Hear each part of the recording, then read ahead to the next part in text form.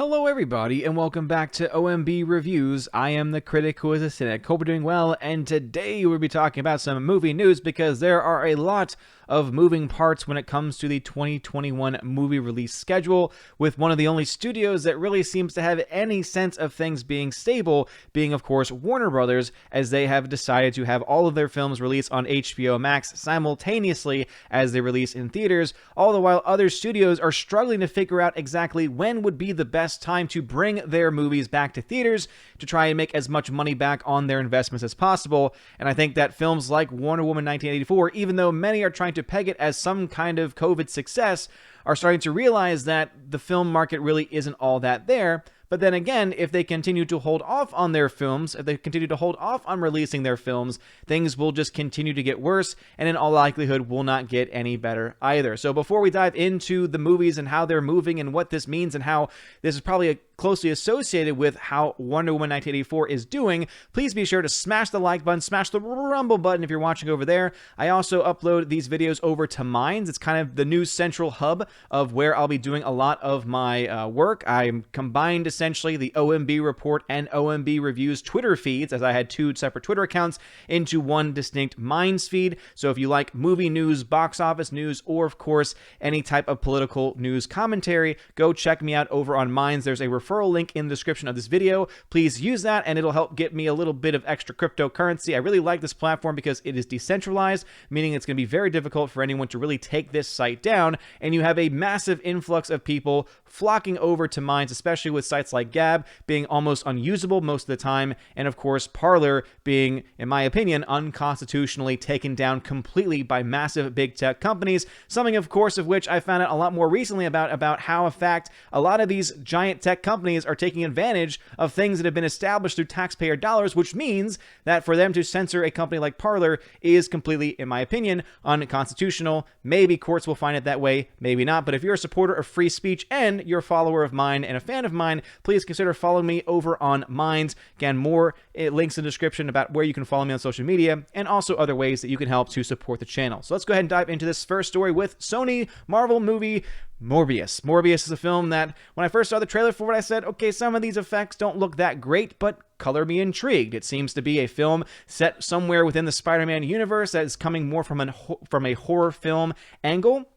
And to be honest, I think that it's about time that a lot of these superhero films start to really go into different genres. I'm so sick and tired of the formulaic superhero film, and it's really exciting to see that there are a lot of projects seemingly coming forward that are about to be coming out that are going to be going in different directions. It'd be really cool to have more films like Logan, for instance, right? Logan was a rated R film that was able to take the genre, was able to take the X-Men franchise especially, and take it in a more serious, down-to-earth, grounded direction, and ended up being probably one of the best superhero films that have ever come out in a very long time, if not ever, and also one of the best movies to come out in that year, back in, what was that, 2017? It's crazy to think how much time has flown by, though of course the year 2021, and now 2021 part 2, as I like to say, in 2021, it has been a long time, or at least it has felt like a very long time. All right, so let's go ahead and dive into it. Sony Morbius, starring Jared Leto, has been moved back by 7 months from March 19th to October 8th.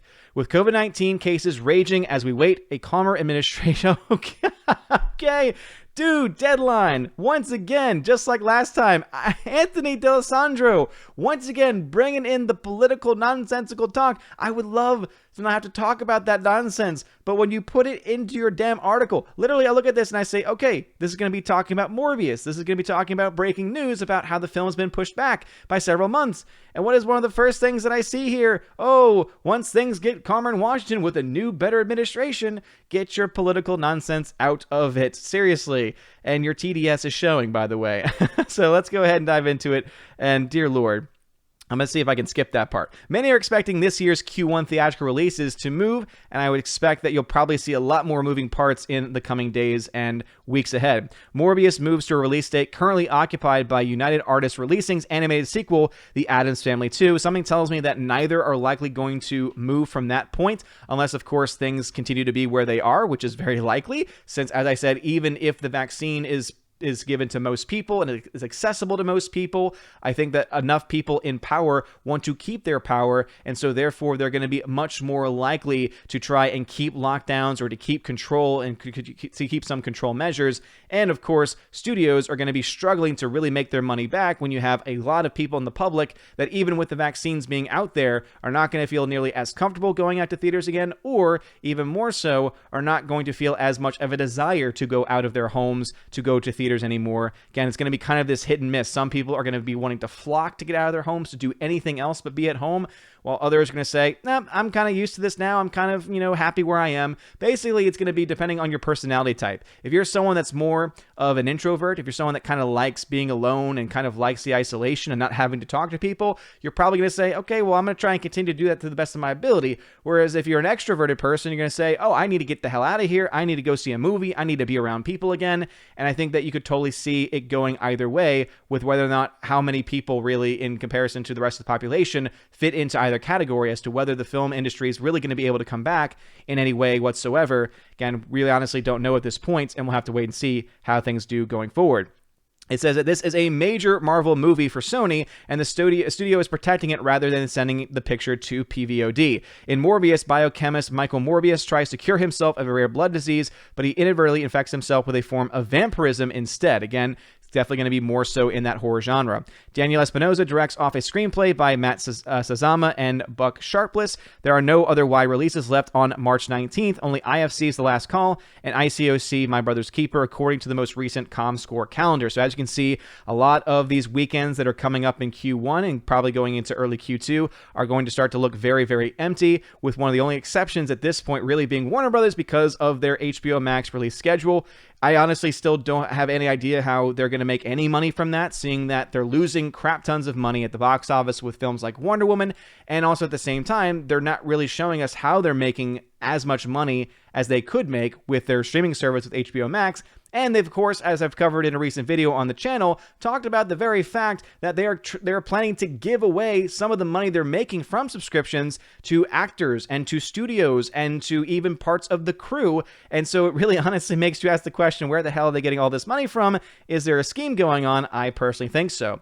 Another major release, a film that I'm actually really not all that excited for because there just seem to be too many political elements surrounding the story and how it's being told, is the fact that No Time to Die is now looking also to depart an Easter weekend release to get released in the fall. One last thing, though, about Morbius is that unlike what we see with No Time to Die essentially by doing this will have been delayed by almost, a full year, if not more, whereas Morbius moving to an October release this year actually might do better because having it be a more horror film-esque type film, it actually probably will be better suited for that October release weekend, which is why, as I said before, it going up against a film like Addams Family, you have two very different audiences that are going to be going to see those films, but both of them are going to be able to bring out those really October-y, people who like those October feel movies, as the horror genre is very akin to bring out. And of course, the story of the Addams Family, no matter whether it's animated or live action, is going to bring out of people as well.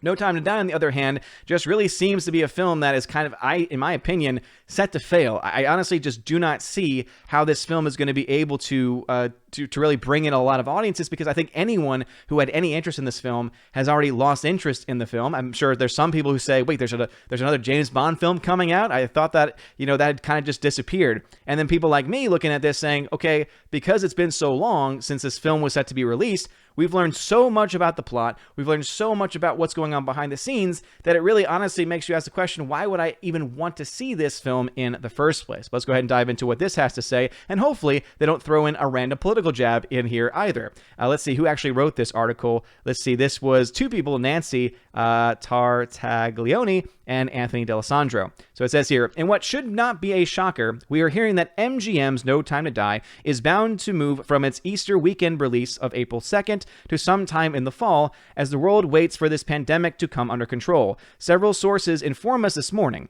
Note, the UK is a key market in No Time to Die's rollout, and they're facing a similar situation as the United States. They don't know exactly when exhibition will be fully back up and running. And if we look to what's going on in the UK with their massive, insane lockdowns, I don't know if y'all have seen some of these videos, but you have people that literally were just sitting on a bench outside who were arrested. You had people that were literally sipping coffee outside, walking along the beach, who have been arrested. That is the insane amount of lockdowns, the insane amount of, in my opinion, totalitarian mindset and totalitarian actions that have been taken in many of these European countries, especially ever since these lockdowns have become put to the forefront. We see a lot of people here in the United States, including mayors and governors, trying to do something similar, and obviously things happening up in our neighbor to the north in Canada.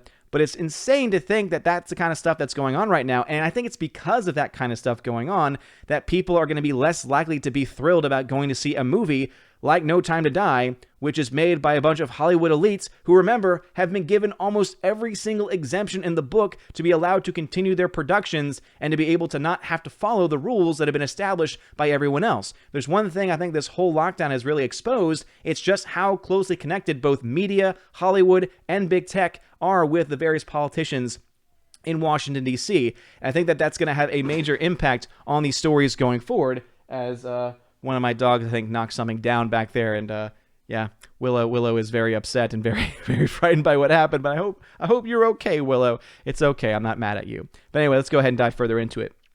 It says here, the leakage on the Cary Joji Fukunaga directed film started yesterday on the Dutch site BN De Stem, in which Dutch exhibitor Carlo Lambrechts revealed that he heard No Time to Die was heading from its Easter weekend date to November. We heard separately this morning that 007 promotional partners have already been given a heads up that the final Daniel Craig movie is bound to move to autumn. No definite release date has been set yet, despite Lambrechts spilling the beans. And as I said, because of these lockdowns, these insane lockdowns in the UK especially, do not be surprised if, because it's locked down there and it looks like that release date will have to be delayed, that because they're trying to get it released there first, because that's a major market for them, that they're gonna try and basically extend it out in all the markets across the world. MGM, which has domestic on No Time to Die, and Universal, which is handling foreign, had no comment when reached. MGM screened the movie for streamers with a reported asking price of $600 million, but none of them were willing to pony up even half of that. The pick is a juggernaut to MGM's financial sustainability, and the studio is adamant about protecting the film's global theatrical window, given the riches that can rain down from the final Craig 007 pick.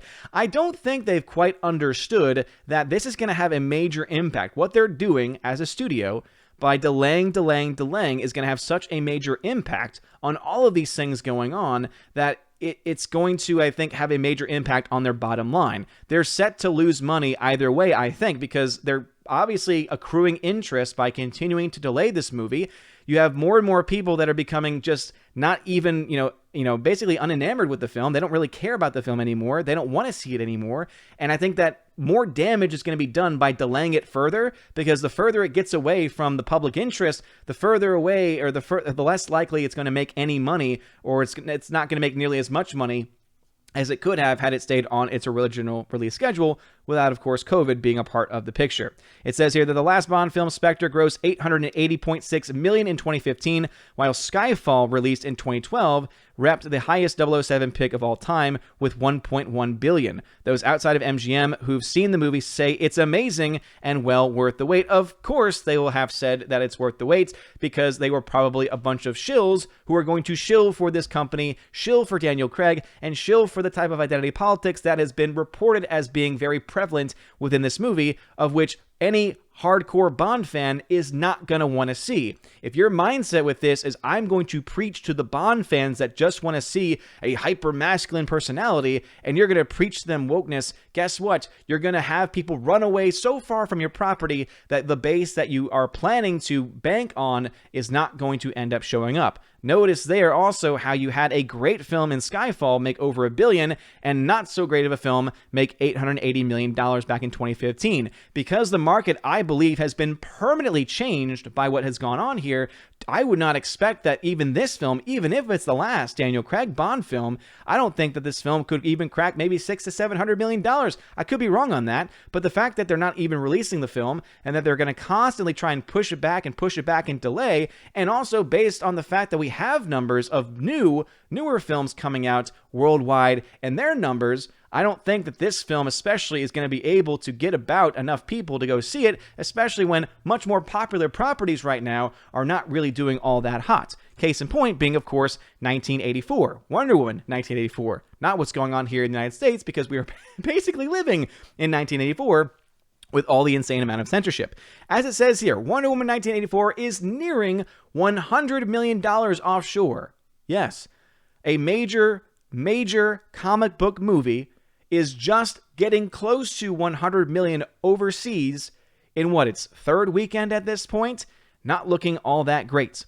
Let's go into it. International box office was led again by China this weekend. Oh, those commies. With local titles A Little Red Flower and Shockwave 2 at the top of the charts, according to the commies, of course.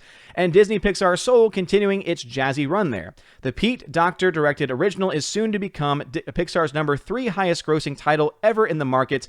Other weekend highlights include Warner Bros. Wonder Woman 84 nearing the $100 million overseas mark as Russia prepares for its date with Diana Prince and the ongoing strength of family offerings, all things considered. So obviously Russia, they're expecting to make some money onto this. But again, the fact that it's just reaching $100 million and it's still got a lot of money it's got to make back in order for it to be profitable, it's not looking all that good for it in the long run. I will say a quick note about Soul. As I've mentioned in previous videos, I personally was actually a pretty big fan of Soul. As you can see, that its offshore cumulative have been about $47.3 million. That's, of course, with it being exclusively stateside, being released on Disney+, so it's not making any money here in the domestic marketplace. It is still very, very interesting nonetheless to see all of these things as they pan out. Let me go ahead and pull up OMB reviews real quick to show you some of the box office tracking when it comes to these couple of films. So I'm going to go ahead and make this just a little bit bigger. That way everyone can see it.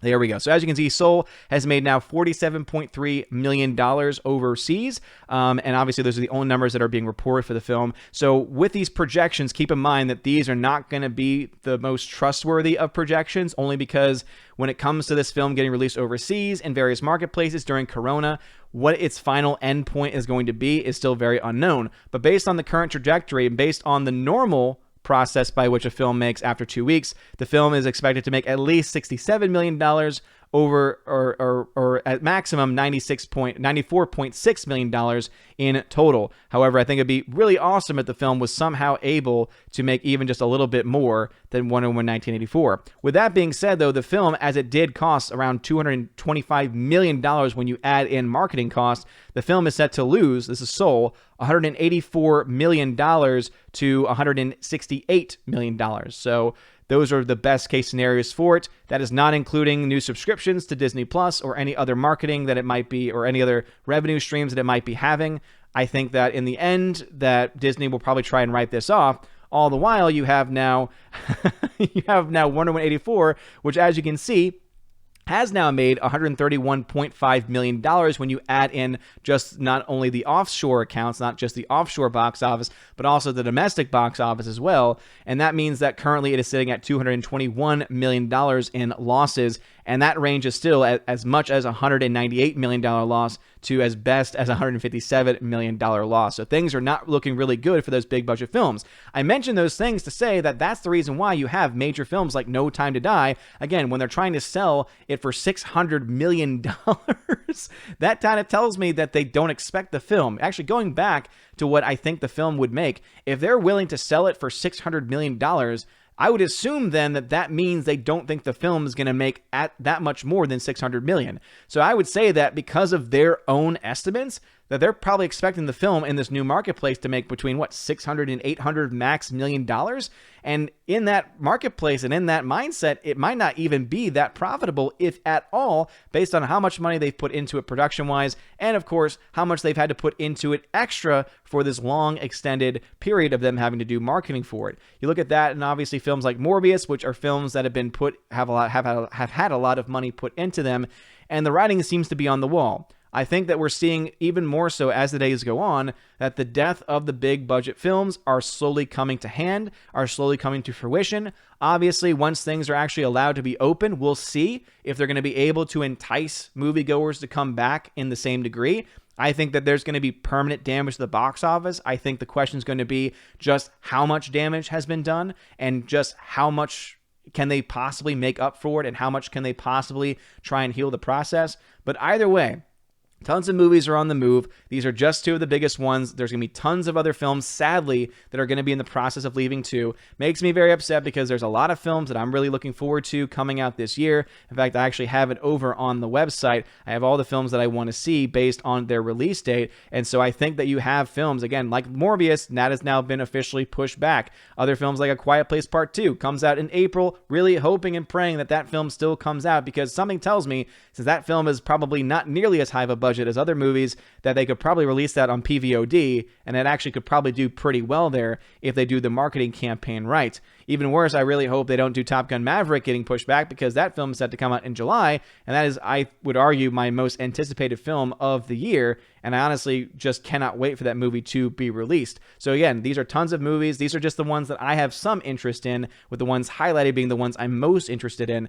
But as you can see, there are several films that are likely going to get pushed back, especially these big budget projects. But at the end of the day, you know what? If the massive studios lose money, I'm okay with that.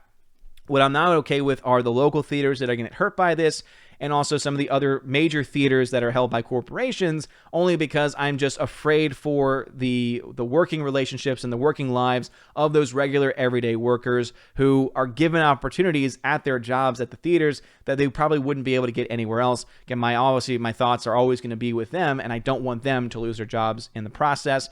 But when it comes to these studios, if they were to lose some money, obviously they can be in a position right now where they could lose money. But yeah, it's all about whether or not we will give them our money for crap products, or if we will finally actually stand up. But anyway, what are your thoughts about this? Do you think we're going to see a lot more movies getting moved around? Let me know in the comment section below. Also, do you care at all about Morbius and No Time to Die specifically getting pushed back? And also, what are your thoughts about the Wonder Woman box office? Again, I just think that this is really not looking all that good for them going forward. So if you want to have this discussion and you want to further this discussion, please consider following me over on Minds. Again, I do post my videos over there too. So if you're done with YouTube, you can watch my videos on Rumble eventually when they process, which sometimes takes a very, very long time. But I also am uploading them, at least from the OMB Reviews channel, directly on Minds as well, so you can watch directly on that website. There is an app for it that you can download too. So if you want to have those options, they are available for you. Anyway, please let me know in the comment section below. If you like this video, smash the like button, smash the rumble button if you're watching over there. You're all amazing and beautiful people. I hope you all have a wonderful day. And as always, God bless. And now for a huge shout out to all of my January 2021 Patreon and Subscribestar members: Albertus Magnus, Ali C83, Andrew Hoyle, animation commentator Brian P, Dion, Divex, Enrique Evangelista, Father Christopher Miller, hail to you, Father, Father Damian Cook, Garrett Searles, The Hunky Chunky Funky Monkey, Inflamed Wood, It's a Trap Productions, Jason Clark, Jacob Juice, Jay, Jeffrey Toone, Jonathan Carney, Laura Story, Mike Jackson, Mad Mitch Dunaway, Mr. Peabody and his beautiful twin with the beautiful hair, Orange Hat Reviews, On to June, Out of Step with Reality, Riff Magos, Rosetta Allen, Steve Glasker, Teresa Martin, Theodore Bendon, Tina Bojan, and Tina B. Thank you very much for being my Patreon members. And also a huge shout out to my Subscribestar peeps: Stan for John B, Perpetual Punster, Mr. Roy, Glinzer, Darkstar 57, J. Alex McCarthy Jr., US 888209 Fast, Dean Heiss, J-Rod the Beer Guru, Nevadan G. Adams, and ZK Man. You guys are all freaking amazing. Thank you so very much for being supporters. If you want your name shouted out, please consider joining on Patreon, where for $1 a month, you can get your name shouted out at the end of every single video and live stream. For $5 a month, you get access to that, and also you get access to exclusive giveaways, where I give away 4Ks, Blu-rays, digital codes, etc. $10 a month will get you all that, plus also access to a special podcast that I do with John the Flick Pick Flickinger. Lots of fun. We do Q&As from that as well, so you get access to asking those Q&As, asking us any wide variety of questions. And for $25 a month, you get all of that stuff, plus you get to be featured once a month on the Chosen of Valhalla live stream. And also for that first month, you get a free t-shirt shipped anywhere throughout the world. So if you want to consider any of those things, please check out the links in the description below, where you can find my Subscribestar and Patreon, and also other ways to support the channel. You're all amazing and beautiful people. Have a wonderful day, and as always, God bless.